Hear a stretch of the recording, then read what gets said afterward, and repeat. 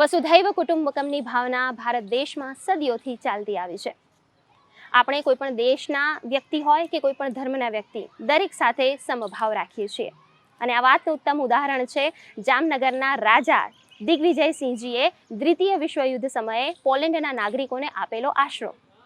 અને પોલેન્ડવાસીઓ હજુ પણ જામનગરના જામ સાહેબની આ ઉદારતાને હજુ પણ ભૂલ્યા નથી. તો આજે ઇતિહાસના એ પાના ફેરવીશું અને વાત કરીશું પોલેન્ડ અને જાमनगर अनोखा संबंधनी। पोलैंड के साथ भारत का तो पुराना नाता है, पर गुजरात का पुराना और स्पेशल नाता है।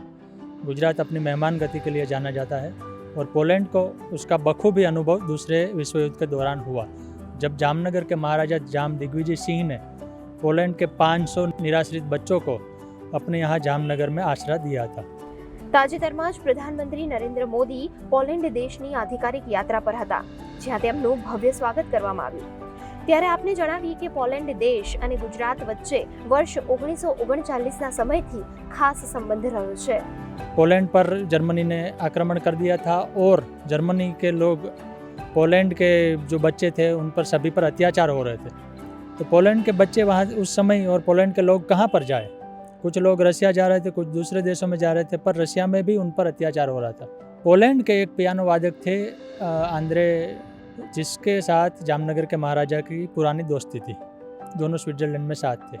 तो जामनगर महाराजा को ये पियानो वादक से पता चला कि पोलैंड में बच्चों को बहुत तकलीफ़ पड़ रही है, पोलैंड में क्राइसिस हो रही है। तो दिग्विजय सिंह ने उसने कहा कि 500 बच्चों को मैं अपने यहाँ रखूँगा। उसने बोल तो दिया, पर रखेंगे कैसे? बाद में उन्होंने आकर जामनगर के पास बालाचड़ी के नाम का गांव है, वहाँ पर एक टेकरी थी जहाँ पर उनका रजवाड़ी बंगला वगैरह था, वहाँ पर कैंप शुरू किया और बहुत बड़ा कैंप बनाया जहाँ पर बच्चे रह सके। उसका खाना पीना, खेलना कूदना, उसकी लैंग्वेज में उसको सीखना, इन सब के लिए उन्होंने उस ज़माने में कैंप बनाने के लिए 1.5 लाख का खर्चा, ये 1939 की बात है, किया था। तो एक बच्चों के लिए तकरीबन 313 रुपये खर्च किया था, जितना कि ब्रिटिश गवर्नमेंट उसके सैनिकों पर भी नहीं करती थी। सबसे बड़ी प्रॉब्लम ये थी कि वो बच्चों को भारतीय खाना या गुजराती खाना ठीक नहीं, तो उसने गोवा से एक पोलैंडवासी महिला को बुलाया कि भाई आप इसका खाना बनाओ। फिर पता चले कि भाई इनको खेल कूद के लिए नहीं है, तो उनको उस ज़माने में 1000 रुपये देकर खेल कूद के सभी सामग्री मंगवाई और नियम बनाए कि भाई छोटे बच्चे हो फुटबॉल नहीं खेलेंगे, फुटबॉल बड़े खेलेंगे, छोटे ये खेलेंगे। फिर उनको पूरा दिन का शेड्यूल दिया गया कि भाई आपको सुबह ये करना है, प्रार्थना करनी है, शाम को ख़त्म। उस ज़माने में लाइट नहीं थी, तो वो उसको लालटेन पर खिलवाते थे, आसपास के गांव में ले जाते थे।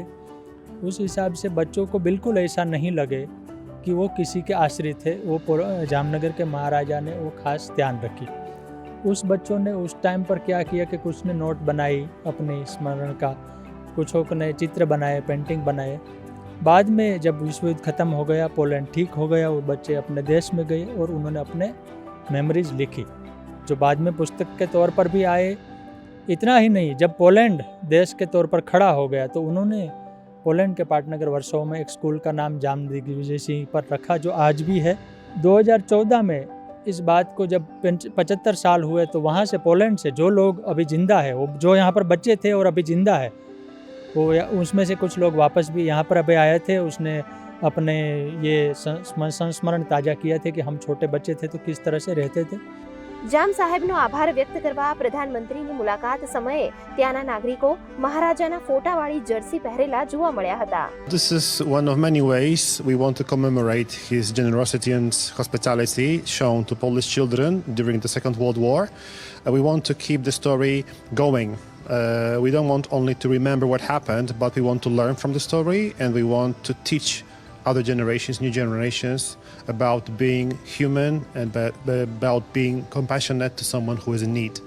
પોલેન્ડના દરેક ઉંમરના નાગરિકોને જામ સાહેબની મદદ હંમેશા યાદ રહે તે માટે પોલેન્ડમાં મહારાજાનું મોન્યુમેન્ટ, સ્ટ્રીટનું નામ, મહારાજા સ્ક્વેર, મહારાજા મેમોરિયલ બનાવવામાં આવ્યું છે.